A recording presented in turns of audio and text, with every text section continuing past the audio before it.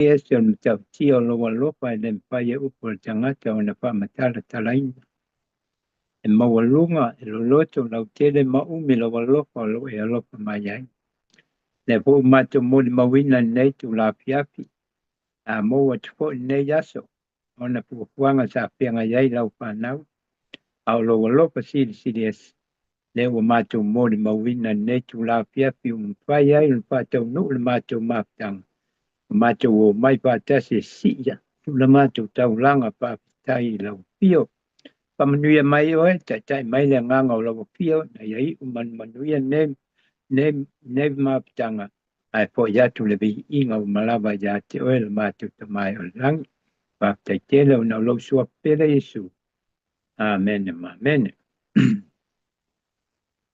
ya le lava le mai mo se mau la pio ngala tua te inai ta tu maptanga ne tu la piapi Samona iba tu malono pai mo o atu le pa pea. Ia o tau pese atu ia Yehova le pese fou. Le lalangi o mai. Ia o tau pese atu ia Yehova. Ia o tau pese atu ia Yehova. Ia o tau whaapitai alona suafa. Ia o tau tala i atu lana whao tanga i le aso ma le aso. Ia o tau tau atu. Lona mamalu i no ese. Maona wavenga i no malava. A wai sili Yehova. E tu sa fo'i ona matuawe ia o ia. E sili ona matau tia o ia tua malava. Ia whamania mai le tua le paita wina o la na pionga pa ia. A ne tu la pa pelo ia tuai. Pa talo patu le pa ia man malo la anga pelo le tua le ne tai au. Ne tu la apiapi le suapa man malo o le tatu wali paola o Yesu. Patalu patuai le paia ma leo pia mpai on patasi mai nei a pea pitato maptanga pol sauning e va po i le inga mal patai le tua ya pa pero ya tuai la penga luenga topia le tua pero ya tu ya to sunga na yo to pol tua pa pe po yo to wali pa pero ya tu po i tengo to ina ta mama tua matina ma tua o lava rungali talvo nai pa nau po i lo pai on pa tasi mai tato maptanga nei tu la pia pa pera ia tu le nganga pia ia ma le nganga pa tai ia le ngata ko idea pai po ia nisi wa sia tato nei a pia ia pa pera ia tu matadia le nganga pia o to malawa mo pai on pa tasi mai nei a pia pi tu sa po yo tapua inga ina tua pe lava to pa tasi mai o pia pianga mo tato uma Pamani nai tatou la pionga le tua la wala mai lana au ina nei tu la piapi. Ia papelo ayatu nai tatou ai nga pele nei tu la piapi. Al papelo inga papitoa o silupia tatou pai la unga nei tu la piapi. Tunga lea ya Dr. Mark Tangaloa. O ia la awala mai ai la pionga le tua. Tatou tu inatu o ia iluma le tua ia tatou tausanga. Ne papea ona pamanatu ana sauni uninga sa penga yai na ya watu manmana la pionga le tua ma veos pamanyanga mo itato pamanuia nai tato musaunia pa tasia itato mo laso tau lata mai ya sunga pata ya yai lava pa mana le tua la sunga watu manmana la pionga pa ia pamnat po sauni uninga sa penga yai la sunga la ia pamanuia tu le tua ya te oe pamanuia po il patua ya me se po no poalo e me se po le kalesia o lo lua ngā lue ia ia pamanuia ngā le tua mo o lua maspanau ia si fa pelo ya tu le tato ai ngā pele ne tu la piapi e manuia lava tato sauninga la alo atu iai ia ne tu la tu ina tu la ti mo se vi inga le tua ona tato walo atu loa le ia tato ta sanga Vamos mole.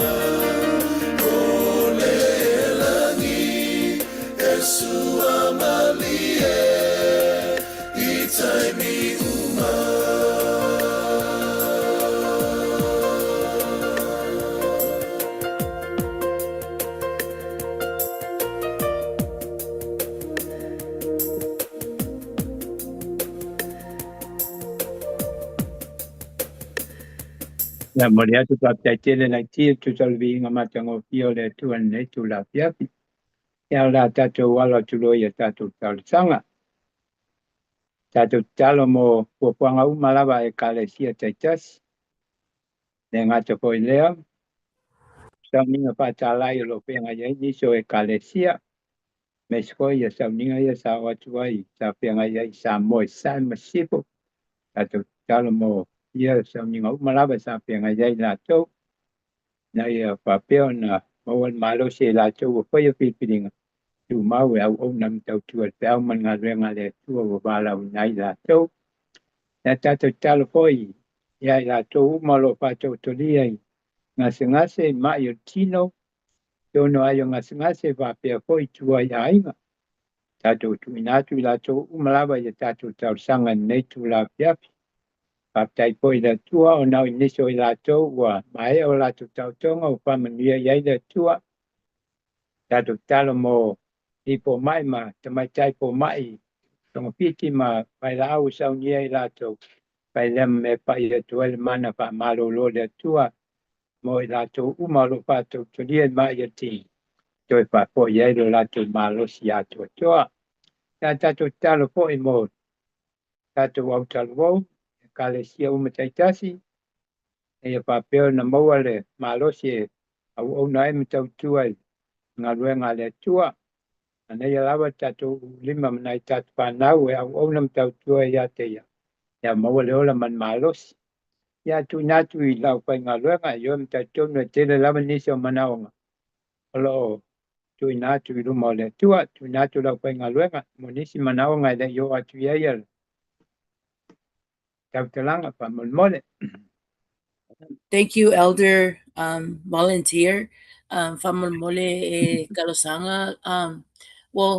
Pastor Fumatala is traveling and she is out of town, so we continue to keep her in prayer. And also, Pastor Beato is also traveling and his family. Those who are sick, as myself and other people, if please keep our SoCal camp in prayer next weekend. Continue to pray for Pastor Ray Sasa. He is our speaker for the camp, and also for our youth and young adults, our churches. The plans ay ufakakia kafo ekalesia lalo i saute. Remember all the pastors and their families. Also the constituency meeting, Pacific Union, and also the retreat. So it will be next week. So we keep that in prayer as well. Remember the speaker for tonight, Pastor Mark Tangaloa, and also the elderly people in our churches. Ai si tangatolo mamai I tato e kalesia. Please keep Fauato in your prayers as well, and also his family. So Loa Ian and Vahine. Thank you and God bless. E la vanisi alo yan manaonga. Tato tu na tu le tu ne piapi.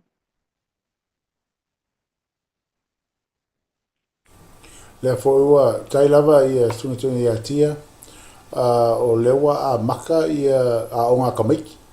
So school's back starting again. So ia tu atu ia whanau i lato a onga ia ma le traveling back and fro. Yeah, paftai lava. Ai. Ya la tato alo tulo e tato tarsanga. Tu na tu le 7 minute. Ai pamun mole tato ina tapu. Pai mai la sunga tato tarsanga ne piapi. Ya. Mal Yeah, 7 minute pamun mole lava. ia wale. Ya. Al tato ifo machalo.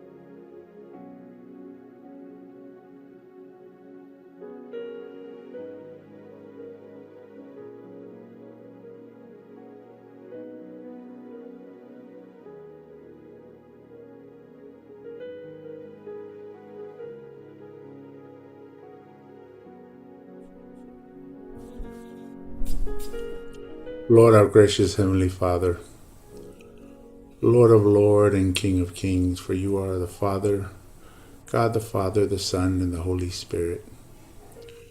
Lord, we come humbly at the foot of your cross this evening to worship you, to uplift you, to thank you, and to praise your holy name, for you are good, for you are full of mercy, you are kind and truth. Lord, we come humbly in your presence to thank you. Thank you, Lord, for another evening that you have given us so that we may gather and hear a word from on high through your servant, and just to lift up our prayer requests and our plans in your throne of mercy this evening. And we want to thank you, Lord, for all that you've done. Thank you, Lord, for the breath of life. Thank you for strength. Thank you for the many blessings that we have received.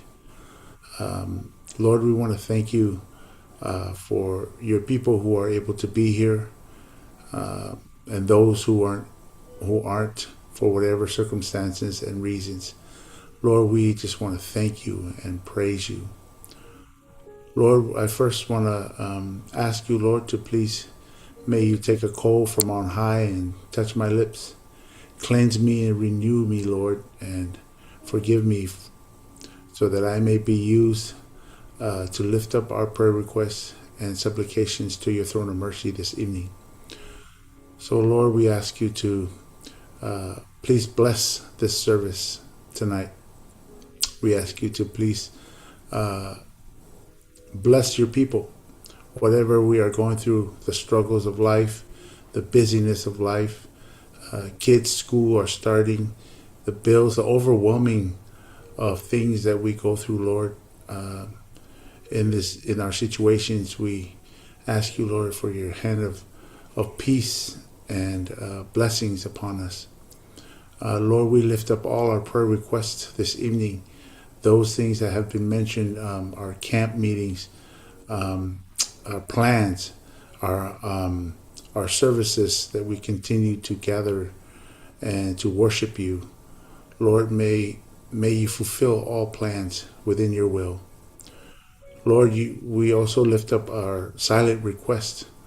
Lord, whoever is carrying a burden here this evening, we ask you, Lord, to please, may you lay a peace that surpasses all understanding in our hearts and in our minds, so that we may continue to move forward and be able to work and to continue to encourage one another as we are waiting your second coming. Lord, we thank you for your lesson this week that show us out of faith and our salvation and love, that the greatest of all these is love. Lord, we know that you are love, the agape love that you have bestowed and demonstrated for us on the cross on Mount Calvary. Lord, we just want to thank you, Lord. Thank you that you had left the presence of heaven and come down into this earth so that you may sacrifice and give your life for our sins and our transgression. Lord, who are we to give your life? So, Lord, we just want to give you all the adoration and the glory that belongs to you. We lift up those who have gone through surgeries. We praise your name, Lord, for answering our prayer and answering our request, that they have succeeded their surgeries and the hospital visits. Lord, we owe it all to you. No glory is upon us, Lord, but you. So we just want to thank you, Lord, for healing of restoration upon your people. We want to thank you, Lord, for your traveling mercy, for your servants who are traveling afar because of your ministry, because they put you first in their lives. So we ask you, Lord, to please guard and protect them and their families and their children. May you please be with them, Lord, and lead them, and may you bring them back home safely. Lord, wherever your word is being preached, wherever your word is being declared. We ask you, Lord, to please, may your word do not come back void. Lord, we lift up tonight's meeting with Pastor Mark Tangaloa. We ask you to please uphold him. May you strengthen him. May you give him remembrance of the things that he has studied, that you have bestowed upon his heart to share with your people tonight. May it encourage, fill us so that we may be able to live and a successful life while we await your second coming. Lord, we know all things are struggle in this life, but we ask you, Lord, for strength. We ask you for endurance so that we may overcome these things as we await. We ask you, Lord, for the anointing of your Holy Spirit to please dwell with us. Your word says to draw near to you as you will draw near to us. So, Lord, as we seek to hear from your holy word and scripture today, we ask you, Lord, to please bless this service and bless your people. Thank you, Lord, for hearing our prayer. We love you. And in Jesus' mighty name we pray, and all God's people say, amen and amen. Ya tu baptaya tu le. Paya man malo lang ang pero le tua mo tatu tanga tu na tu lumo le tua. Le vol sunga tata Going na tu tabo tar sanga pai wino tar sanga. Ya tau na ya lopa le tua ma. Tali mai tu tatu tar sanga mo lian le tu la pia. But le tu la once again we welcome our pastors. He's going to bring the word of God this evening. Hope we all be blessing. So may God bless you, Pastor. Dr. Mark Tangaloa. Thank you. I know your grandfather is my friend. I never forgot in the 70s. Okay. So may God bless you for the word this evening. Yeah. We are loving out. Okay. Amen. Amen. Thank you so much, Elder, for your leadership, and thank you for your warm welcome. If you know my grandfather, especially back in the 70s, then I'm pretty sure you was doing some things you wasn't supposed to be doing, because I know my grandfather very well. But he was a good man. To the SoCal family, to our church family, good evening, everybody. Happy Wednesday from your family here in the Midwest. It's so beautiful that we have spawned as deep into the Midwest, even going out to the East Coast. But we know our birthplace is back at home on the islands, and then our big population, of course, right there in the West Coast. So we pray for our family on the West Coast, every single one of you, as you guys are upholding the movement of our community, the Samoan community, and our churches over there. So we thank you for that. So whatever happens out here, we are just a branch off of what SoCal has created in the foundation. So it's a privilege and honor to be able to speak for the SoCal church family, to our SoCal families out there. It's a privilege and honor to speak within our Samoan community. So I thank you again for the invitation. Pastor Melinda, Pastor Mo, thank you. You and Pastor Pialco, and Pastor Fumatala, and the great work that you are doing out there. And I pray that you'll be well. It sounds like the flu has made its way. So I don't know if it's made it from the Midwest to the West Coast, or the West Coast to the Midwest, because it's going around here. It might be a little bit in my voice. I don't really have a full flu symptoms, but a little scratchy. I can feel it a little bit, but some of our kids was dealing with it. So everyone be safe out there. Take your medications, or eat well, eat right, so we can live healthy. And I guess kind of links to what I'm going to be discussing tonight in the theme of this month. And what a theme it is. Powerful theme.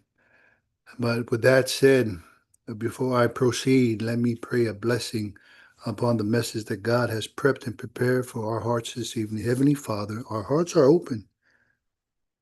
We are ready to receive that special blessing you have preserved for this very moment. No one is here by accident. Nobody has connected to this link by accident.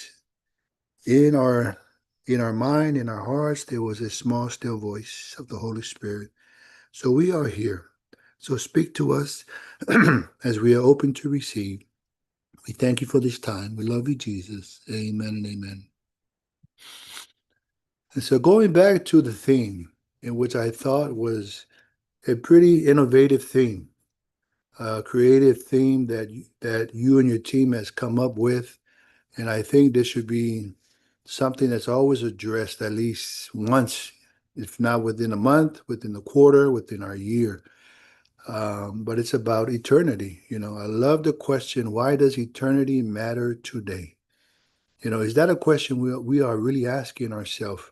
Or are we getting so caught up with the basic tradition or even habits of going to church, doing our studies? At one point, it becomes a motion to the point where as long as we check it off on our list, our morning devotion, our Sabbath services, our Wednesday night, whatever we're doing, it can be habitual to the point that it just becomes a motion, and we kind of lose focus on eternity. So great job on the team who came up with the theme. It really challenged me to kind of look at it myself to the point where I said, man, I got to put this in our church, Midwest. I think we got to start. We got to bring this topic up about why eternity matters today. What's the big essence of what we're fighting for? The scripture in 2 Corinthians chapter 4, verse 18 plays a big part on that.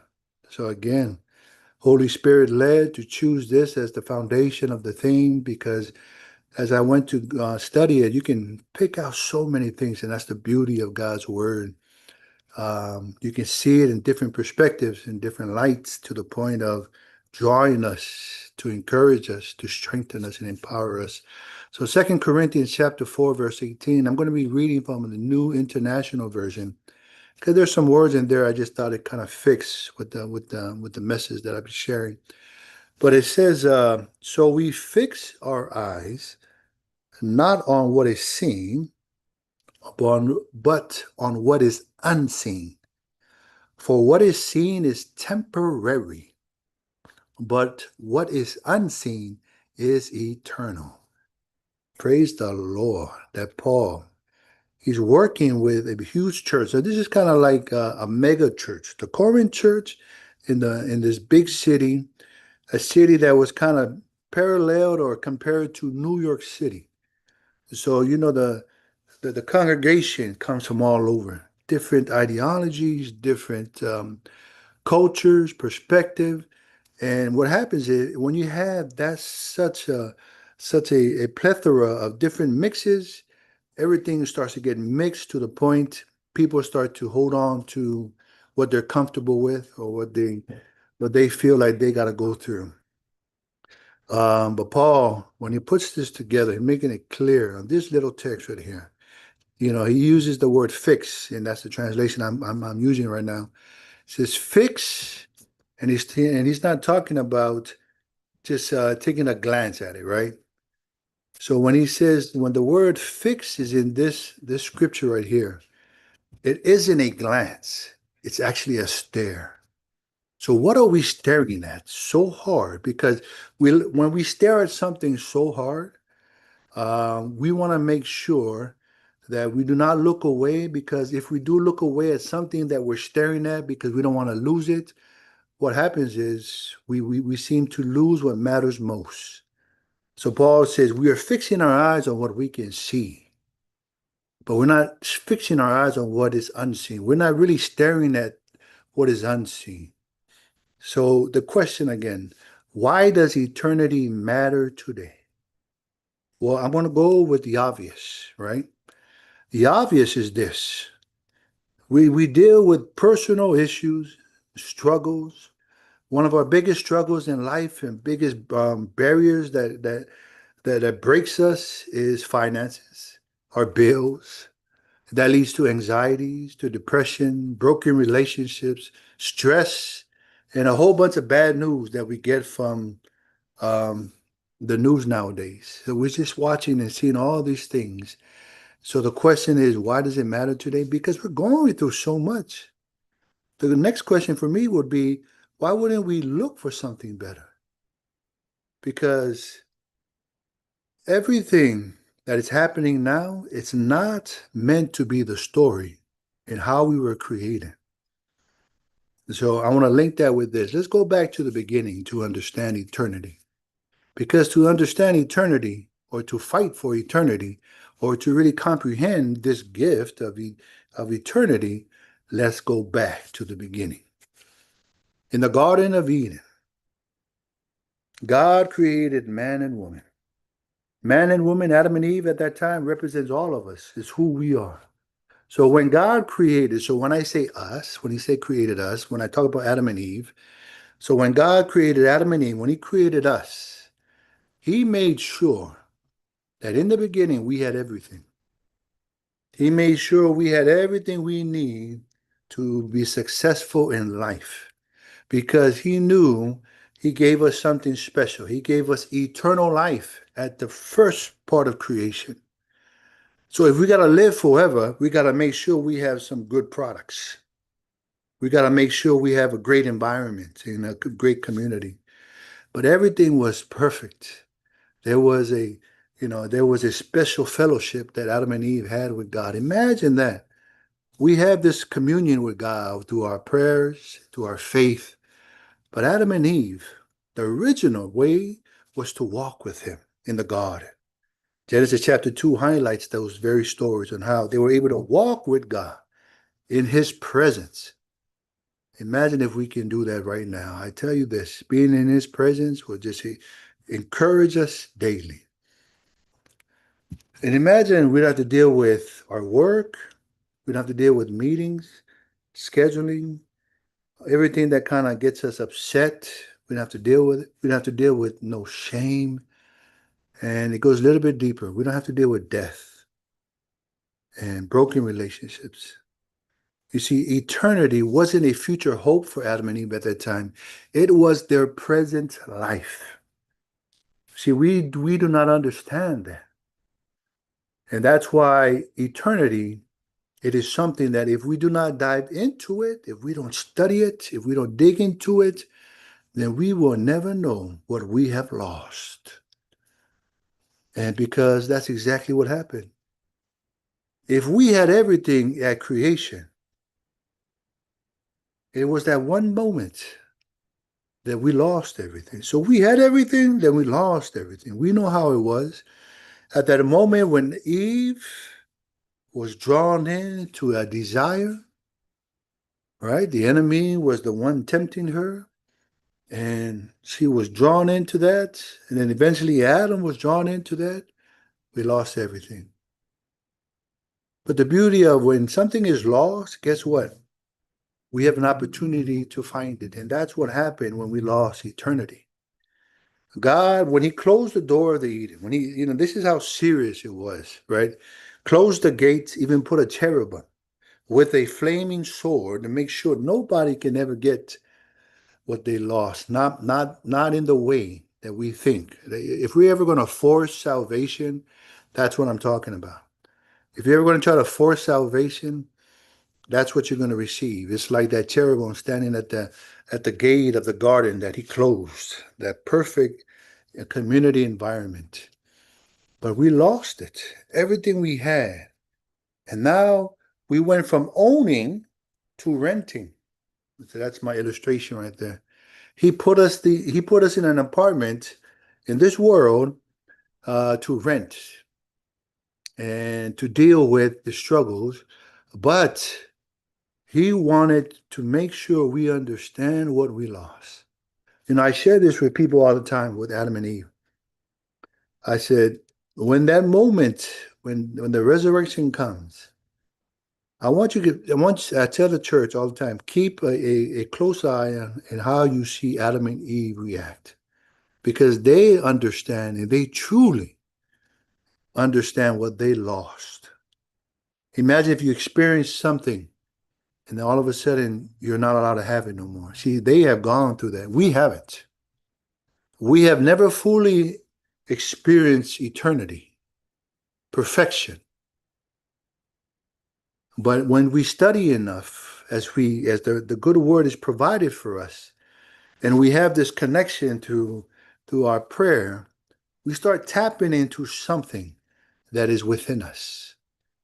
Have you ever noticed, let me ask you this, church family, have you ever noticed that we are always trying to strive for something better? We always try to strive for a better relationship, something that we can finally feel whole. Sometimes we always feel a little bit empty. Even though we might have all the things we think we should have, there's still a empty feeling. So we're always striving for something better. We're always looking for a better house, a better job, better maybe materials, better body. Right now, the dietary world out there is making millions upon millions to focus or have us focus that we can get a better body. We're striving for all these better things. It's an innate feeling within us. We upgrade our phones every 2 years. We get a phone, and then 2 years later, when they bring a new phone, oh, it has to be better. I don't know about you, but I feel like it's all the same. But yet, I still fall in the trap in upgrading my phone because we always want something better. And Solomon, who gives us a great example, great example that we should use for ourselves in always wanting better, but always finding that in the end, we'll never be satisfied, we'll never be content, right? So Solomon, who was the wealthiest and the wisest man of all time, this was a man that if he desired something, he would get it, and he can get it. But he went to it. Everything he wanted, he got, he received, but yet something was always missing. Ecclesiastes chapter 2, verse 10, 11 reads like this: I denied myself nothing my eyes desired. Yet when I surveyed all that my hands had done, everything was meaningless. It's like chasing after the wind. You know what he's saying right there? Chasing after the wind. That's basic philosophy. That's philosophy right there. That is truth right there. What he's saying is when you try to chase the wind, you will never catch it. So we're trying to chase something so better, so good, because within us, we feel like we lost something. That is the beauty of understanding eternity. You see, we lost it, but the beauty of our relationship with Jesus is as we build our relationship, he says, you can find it again. You'll be able to experience it again. That's why we have this goal in our life, always trying to fight. It's almost like having a phantom limb. I don't know how many of you ever experienced a phantom limb. And what that means is if you had an arm and you lost your arm to an accident or whatever, you would have this feeling like it's still there. So somebody who was born with no limbs, they would not have a phantom limb because they never had it before.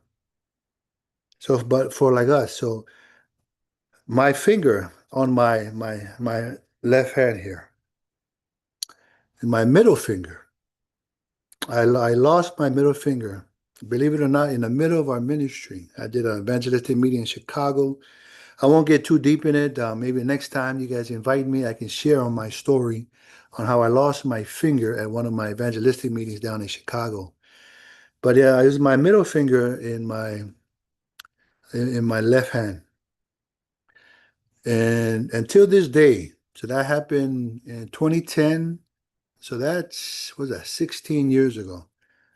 So 16 years ago, but yet I still feel like my entire middle finger is there. How do I know? Because there's sometimes when people cut me off in the freeway and I put my hand up, good thing, but it's just that my phantom limb is coming up, but there's nothing coming up. Praise God. Maybe that's why that's why he took it away. But when I bring it up, there's that phantom limb right there because somebody cut me off. I shouldn't have done that. But good thing, it's just a phantom limb. But the thing is, I know what I had and I still feel like it's there. We know what we had. Adam and Eve is us. So when God created Adam and Eve, he created us. When he created everything to be gifted to them in perfection and eternity, that was for us. Okay, we lost it. But the beauty of all this is we have an opportunity to get that back. We have an opportunity. So why does eternity matter today? Because it always mattered. Because it always belonged to us, gifted to us. And it was lost in the garden because of an action. And today, before Jesus returned, some of us are making that decision. You got to make that choice to see, do you still want to lose that gift? Because it's always up to our choice. So when Paul writes this in 2 Corinthians chapter 4, verse 18, Paul says, we are not people who have everything anymore. We are people who are fighting for what we lost. And I love that because that's who we are as Christians. You know, as we go through our devotionals, we go through our prayer meetings, we go through our church services, we go through our daily walk.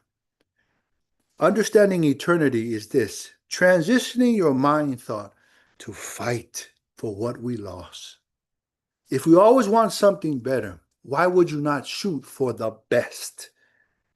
And the best is giving our life to Christ and receiving the gift of eternal life. Because this is what it really looks like, right? If you want to comprehend eternity, dealing with struggles and trials, that's good. That's understandable. And imagine one day the Bible tells us that we don't have to deal with this struggle no more. You know, when John the Revelator, when he was given the instructions to detail heaven, kind of describe it, when he was called to describe heaven, John was kind of looking around and saying, how can I describe what heaven looks like or what heaven is? The beauty of heaven was so huge. John was like, okay, I gotta put it in the sense of what we desire and what beauty looks like. So he describes it in jewelry, right? First of all, he says, the streets of gold. You know, wouldn't that grab your attention? I think until this day, it still grabs our attention. So we're looking at it as streets of gold. We say, wow, that must be beautiful. John also describes in the gospel in John 14 and how Jesus said himself that I go and prepare a place for you. Other translation, I go and prepare a mansion for you. So that already is drawing people's attention and how beautiful it is. He describes all the gates that are in heaven. And he names every ruby. He names all these, you know, the sapphires and the diamonds. And he names all these beautiful jewelries because he's trying to paint a picture for us to even, because he cannot describe it. He cannot put together words that can truly describe, right, what heaven looked like to him as he is in the vision of describing in the book of Revelation. But the thing that caught my attention is this. As he made it clear, he says, okay, I think they gotta, because we all want to live at a good place. We have this innate spirit to fight for something more, to get something more, always want something better. But then he makes it clear in Revelation 21. And he kind of puts it together for us to really understand. And starting from verse 3. And he said, and this is what he writes, because now we got to understand when Paul is highlighting eternity and when the scripture is highlighting eternity, this is what they're truly talking about. He says, and I heard a loud voice from heaven saying, and behold, the tabernacle of God is with men, and he will dwell with them, and they shall be his people, and God himself will be with them and be their God. I'm going to start with that verse real quick. When I talk to Christians nowadays, and maybe it's the answer that they feel like they have to say, but it's such a popular answer. And I ask them, what is the main reason you want to go to heaven? And this is, a lot of them always say that, I want to go see Jesus. I want to meet Jesus face to face. And that's a beautiful answer. You know, when people ask me, how can you want to go to heaven? It's because I really want to stop dealing with bills and finances and school loans. which is very common things. But I said, and they asked me, what about Jesus? Oh, yeah, Jesus is going to be, I know Jesus be there. But I wanted to highlight that because in verse 3, he makes it clear that we get to be with Jesus day in and day out. And every time we are with him, there is a peace that surpasses all understanding. And that's what we need. So I get that. But verse 4, he goes a little bit deeper. And God will wipe away every tear from their eyes. And there shall be no more death. Come on now. No more sorrow. No more crying. There shall be no more pain, for the former things have passed away. This is so powerful in this connection to eternity. One of our biggest struggles, we can do good day in and day out. We can have a good time day in and day out. Everything in our life can be so good day in and day out, but all it takes is one tragedy. All it takes is one mistake. All it takes is one incident. And we can have a whole week, 6 days of good laughters and health and fun. Everything is going great according to plan. But one little thing can change all that to the point of brokenness, sorrow. You lose someone, and then everything changes. And check this out. The former things have passed away. To this day, people are still dealing with the loss of their loved ones. X amount of years, so many years later, and they still deal with the sadness and the brokenness. 20, 30 years. I lost my dad in 2012 when I was in the middle of the seminary. That's 14 years ago, and I still remember, and I miss him so much. And we have these stories. It truly haven't passed away for us. But as we read the good word, it's telling us that all these things will pass away. For eternity, we will never have to deal with no more pains and no more sorrows, no more crying. He will wipe away every tear. I'm going to wrap it up with this because it happened in the middle of putting this together. My dog, our dog, my family's dog, and I know most of us either have dogs or don't have dogs. It's kind of 50-50 with people, especially Samoans. I know Samoans, not too many people have, but some they do have. But for my family, I thought we'd never have. I didn't want a dog. I did not want a dog. But after my father passed, we made our way back to Michigan to finish my schooling. And I got a call. My kids were young. They were sad. We just lost the patriarch of our family. And I get a call from my buddy from Kentucky, pastor in Kentucky. And he says, hey, brother, I don't know why you came to my mind, but just calling because I know you have kids. Are you interested in having a dog? And I was like, oh, man. I didn't want to deal with the dog. I didn't want to deal with the mess and taking care of it. And I was like, oh, man, I don't know. I said, why are you calling me? You're in Kentucky. He just said, I don't know, man. I thought about you and your kids, especially your kids. I know. I just thought about it. But I'm just asking because my dog, he had a little dog, a puppy. He says, I'm too busy. I'm traveling around and I can't provide the care. My wife's in New Zealand. She's going to be there for a couple of months. And I'm just asking. So I talked with my wife, and my wife, she didn't tell me till later, a couple of years later. She told me, you know why I told you to get the dog? She said, I saw it in your face. You were depressed. Everything about you. After losing my dad, she was telling me, I felt like my role as the pastor at that time was I need to be strong. But she told me, see, the wife knows, right? The wife knows you very well. And she told me, I really pushed for you to get the dog because you look depressed and broken. So we got the dog. So he drove from Kentucky and introduced the dog to us. And I tell you this, that dog has been with us for 15 years.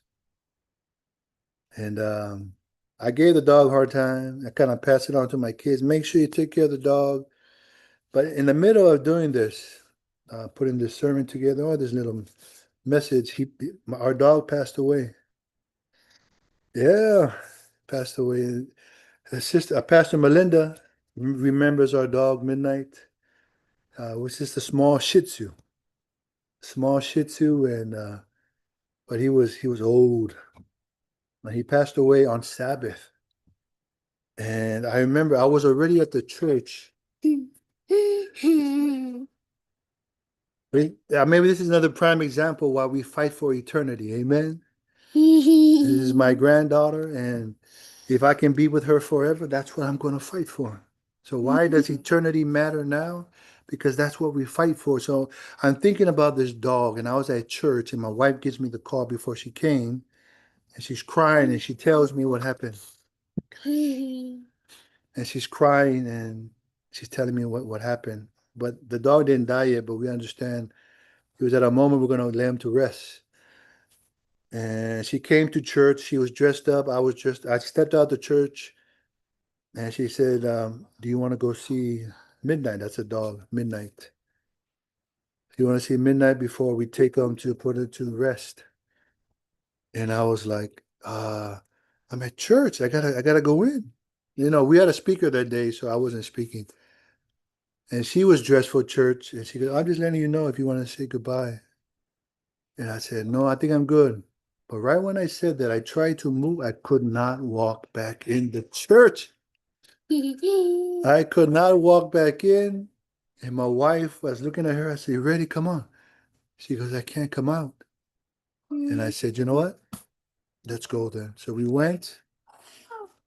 We went to go say our last goodbyes to our dog, and our kids were weeping and crying.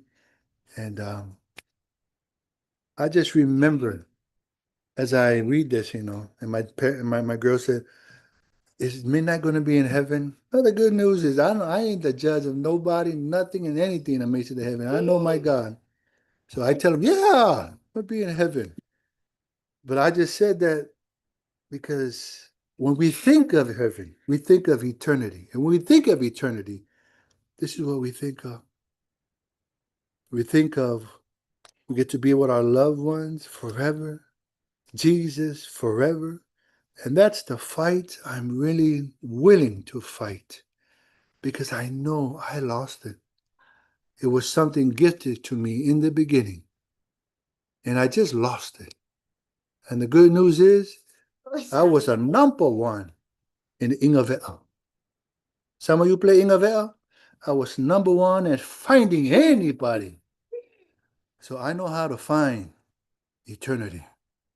And that is Jesus. So when I fall in love with Jesus, when I found Jesus and fall in love with him, then I know eternity is a gift that's coming my way. So let us pray. Our gracious, loving, eternal Father, we praise you and we thank you, Lord, for reminding us that you did not remove eternity from us to punish us, to make sure we never received it again. You just reminded us, Lord, as you placed us in the position we're in right now. He says, just work on our relationship with you, work with our walk and our journey daily, and that gift of eternity, that gift that is throughout the good word, will be gifted to us at the second coming of our Lord and Savior, Jesus Christ. So as we fight for it, Lord, SoCal church family, as they fight for it, the families here in Midwest and throughout the world, we thank you for that gift. And even though we've never truly experienced like Adam and Eve, there's something within us. Because the Bible does tell us that you have placed eternity in our hearts. In the book of Ecclesiastes, you have told us that. You have placed it in our heart. And that's why we feel this void that we has to be filled. So we thank you, dear Lord, for this time. As I pray all this in the name of your Son, Jesus Christ. Amen and amen. Amen. No, Papa. Amen. Thank you, Dr. Mark Tangaloa, for that powerful midweek encouragement on the theme of why eternity matters today. May God continue to bless you, your family, and the ministry. To our community who joined our Zoom and live stream, Faftai Titilava for making time to fellowship with us. Join us again next week, Wednesday, for another powerful night of fellowship, and be blessed with the word brought to us by Pastor Diana Rimoni. The presiding elder will be Elder Elia Ma'ai of New Hope Samoan SDA Church. So do not keep the blessing to yourself. Invite your family and friends, and let's grow together. Yamanuya Tirele Fiafi Faftai Titilava.